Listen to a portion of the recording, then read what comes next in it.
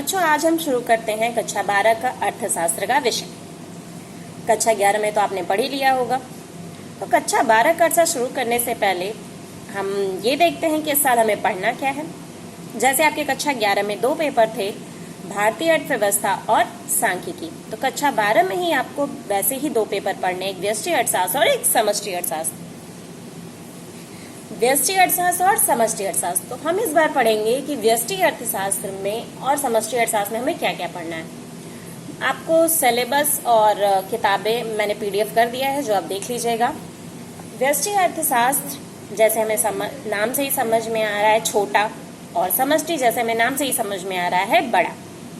तो व्यष्टि अर्थशास्त्र में हम चीजें जो होंगी वो छोटे स्तर से शुरू करेंगे, जैसे किसी एक उपभोक्ता के बारे में, किसी एक उत्पादक के बारे में। एक उपभोक्ता बाजार में कैसे व्यवहार करता है, कैसे मांग करता है, उत्पादक कैसे चीजों की पूर्ति करता है, उसकी लागत क्या होती है, ये सारी चीजें पढ़ेंगे। और समष्टि अर्थशास्त्र में एक बाजार अर्थव्यवस्था कैसे काम करती है, राष्ट्रीय आय क्या होती है, इन सारी चीजों के बारे में पढ़ेंगे। तो आज मैं आपको एक एज अ इंट्रोडक्शन ही दे रही हूँ। व्यष्टि अर्थशास्त्र में जो हमारा पहला अध्याय है वो है व्यष्टि अर्थशास्त्र परिचय। तो इस बार आपको परिचय कराते हैं कि अर्थशास्त्र की जैसे जो 2 शाखाएं हैं, व्यष्टि और समष्टि, उसके बारे में देखेंगे। व्यष्टि अर्थशास्त्र में क्या क्या चीजें हैं, जैसे एक उत्पादक है, एक उपभोक्ता है, वो कैसे व्यवहार करता है। व्यष्टि अर्थशास्त्र का अर्थ होता है छोटे स्तर पे जो भी अर्थशास्त्र की चीजें हम देखते हैं वो हमारा व्यष्टि अर्थशास्त्र में आता है। जैसे एक उपभोक्ता है, वो क्या व्यवहार कर रहा है, एक उत्पादक है, वो बाजार में कैसे व्यवहार कर रहा है। तो ये सारी चीजें हमारी किस में आएंगी, व्यष्टि अर्थशास्त्र में आएंगी। जैसे आप देख रहे हैं कि इस समय कोरोना वायरस की महामारी बहुत तेजी से फैल रही है, आप अपने घरों में लॉकडाउन है। आपका क्या मन कर रहा होगा, बाहर जाने का, घूमने का, आपको बहुत सारी चीजें करने का मन कर रहा होगा, स्कूल जाने का। लेकिन ये क्या सारी चीजें संभव है? नहीं।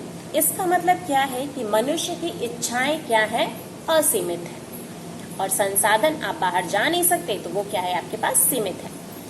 भारत जैसे देश में जहाँ पे जनसंख्या इतनी ज्यादा है, संसाधन हमारे पास क्या है, कम है। लोग ज्यादा हैं, चीजें कम हैं। तो ये सारी चीजें क्या दिखाती हैं कि आवश्यकताएं असीमित हैं, लेकिन संसाधन क्या है, सीमित है।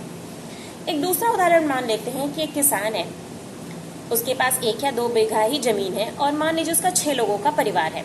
तो वो 1 या 2 बीघे जमीन पे अपना गेहूं उगाता है, चावल उगाता है और बाकी चीजें उगाता है। तो वो चीजें उगाएगा और उन्हें बाजार में कुछ चीजें वो अपने उत्पादन करता है, कुछ चीजें वो अपने उपभोग के लिए रख लेता है, बाकी वो क्या करता है, बाजार में बेच देता है, जिससे वो अन्य आवश्यकताओं की पूर्ति करता है। लेकिन क्या उसकी सारी आवश्यकताएं पूर्ति हो पाती हैं? शायद नहीं। अगर उसे मन करे कि मुझे अपने बच्चों को महंगे स्कूल में पढ़ाना है, महंगे महंगे कपड़े दिलाने हैं, तो उसे अपनी अदर जो इच्छाएं हैं कुछ, उनको उसको कम करना पड़ेगा। किसी महीने में उसने ज़्यादा कपड़े खरीद लिए, तो उसे अपना क्या करना पड़ेगा, शिक्षा पे व्यय कम करना पड़ेगा, या और चीज़ों पे खर्चा कम करना पड़ेगा। तो ये क्या दिखा रहा है कि उस किसान की इच्छाएं असीमित थी, लेकिन उसके पास संसाधन क्या है, सीमित है।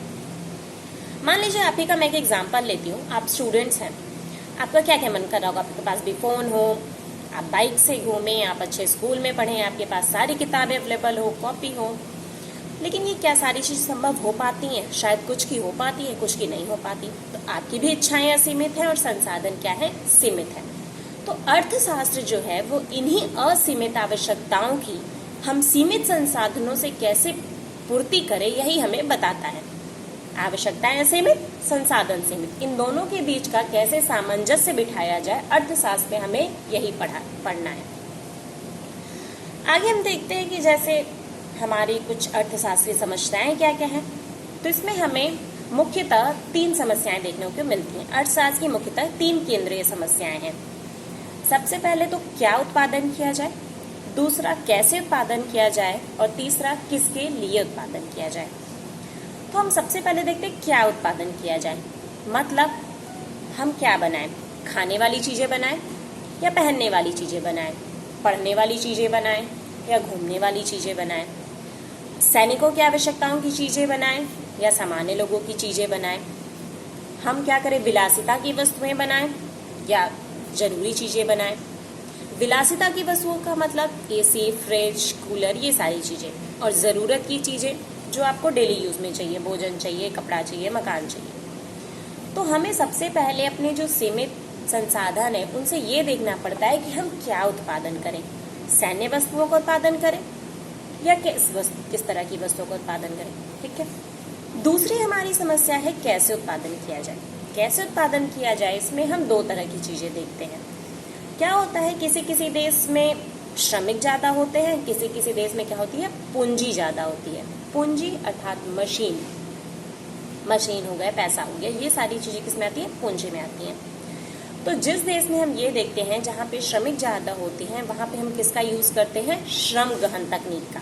क्या कहते हैं, श्रम गहन तकनीक। और जिस देश में पूंजी ज्यादा होती है, मतलब लोगों के पास पैसा है, मशीनें खरीद सकते हैं, तो वहां पे हम किसका यूज करते हैं, पूंजी गहन तकनीक का। तो कैसे उत्पादन किया जाए में हमारी दो चीजें आती हैं, श्रम गहन तकनीक और पूंजी गहन तकनीक। श्रम गहन तकनीक मतलब जहां श्रमिकों का ज्यादा प्रयोग किया जाएगा उत्पादन में, और पूंजी गहन तकनीक का मतलब जहां पे पूंजी का ज्यादा प्रयोग किया जाएगा उत्पादन में श्रम की तुलना में। भारत जैसे देश में आप जानते हैं कि यहाँ की जनसंख्या ज्यादा है, इसका मतलब यहाँ पे हमें श्रमिक क्या मिल जाते हैं, सस्ते दर पे मिल जाते हैं और बड़ी मात्रा में। तो भारत में ज्यादातर जो उत्पादन होता है वो श्रम गहन तकनीक से होता है। तीसरी हमारी चीज है किसके लिए उत्पादन किया जाए। किसके लिए उत्पादन किया जाए का अर्थ ये है कि जैसे भारत में आप देखते हैं 3 वर्ग के लोग हैं, गरीब वर्ग के लोग हैं, मध्यम वर्ग के लोग हैं और अमीर वर्ग के लोग हैं। गरीब वर्ग क्या करता है, अपनी रोजमर्रा की चीजों की आवश्यकताएं ही पूरी कर पाता है। मध्यम वर्ग क्या है, कुछ आवश्यकताएं पूरी कर लेता है, कुछ अपने शौक पूरी कर लेता है। और अमीर वर्ग क्या है, वो ज्यादातर अपने शौक सारे वो पूरे कर लेते हैं। जैसे अगर कोई वस्तु बनानी है, जैसे गरीब वर्ग के लिए है तो उसके लिए साइकिल से भी काम चल जाएगा, मध्यम वर्ग है तो उसका बाइक से काम चल जाएगा, अमीर वर्ग है तो उसके लिए कार जरूरी है। तो हमें सबसे पहले ये देखना होता है कि समाज में कौन सा तबका ज्यादा है, किस वर्ग के लोग ज्यादा हैं और किस वर्ग के लोगों की मांग ज्यादा है। उस हिसाब से हम ये तय करते हैं कि किन के लिए उत्पादन किया जाए, मध्यम वर्ग के लिए, गरीब वर्ग के लिए या अमीर वर्ग के लिए। ठीक है। तो ये जो थी हमारी कि किसके लिए उत्पादन किया जाए, कैसे उत्पादन किया जाए, क्या उत्पादन किया जाए, इन्हें हम क्या कहते हैं, अर्थशास्त्र की केंद्रीय समस्याएं। अर्थव्यवस्था कितनी केंद्रीय समस्या हो गई, 3। क्या उत्पादन किया जाए, कैसे उत्पादन किया जाए और किसके लिए उत्पादन किया जाए। अगला हमारा एक टॉपिक है उत्पादन संभावना वक्र। उत्पादन संभावना वक्र, इसका अर्थ ये है कि जैसे आपके पास बहुत सारी चीजें हैं, आप हो सकता है कुर्सी बना सकते हैं, टेबल बना सकते हैं, सोफा बना सकते हैं, बेड बना सकते हैं, ये सारी चीजें आपकी दुकान में बनती हैं। तो अगर आपके पास, मान लीजिए कि आप ये देखेंगे कि कौन सी 2 वस्तुएं आप बना सकते हैं, किन 2 वस्तुओं की संभावना है उत्पादन करने की। एक अर्थव्यवस्था है, मान लीजिए उसके पास क्या है कि 500 रुपये ही है, एक इकॉनमी है उसमें 500 रुपये ही है और हमें 2 वस्तुओं का उत्पादन करना है। तो हम कैसे मैनेज करेंगे कि उस 500 रुपये में 2 वस्तुओं का उत्पादन हो, यही हमारा क्या बताता है, उत्पादन संभावना वक्र। मान लीजिए 2 वस्तु है, गेहूं है और ब्रेड है, 500 रुपीज है हमारे पास। तो अब हम गेहूं का कितना उत्पादन करें, 10 किलो करें, 20 किलो करें, 1 क्विंटल करें, और ब्रेड कितने पैकेट बनाएं। तो यही हमारा क्या बताता है कि हमारे पास जो संसाधन है उनसे हम कितनी तरह की वस्तुओं का और कौन सी वस्तु का कितनी मात्रा में उत्पादन कर सकते हैं, वो हमारा क्या बताता है, उत्पादन संभावना वक्र। ठीक है। इसका जो ग्राफ वाला पोर्शन है वो हम आपको कल बताएंगे। आज हम बस एक इंट्रोडक्शन दे रहे हैं कि आपके चैप्टर में आपको क्या क्या पढ़ना है। तो पहले आपको क्या पढ़ना है कि व्यष्टि अर्थशास्त्र होता क्या है, आप अर्थव्यवस्था की केंद्रीय समस्याएं क्या हैं, उत्पादन संभावना वक्र क्या है, ये 3 चीज़ें आपको इस चैप्टर में पढ़नी थी।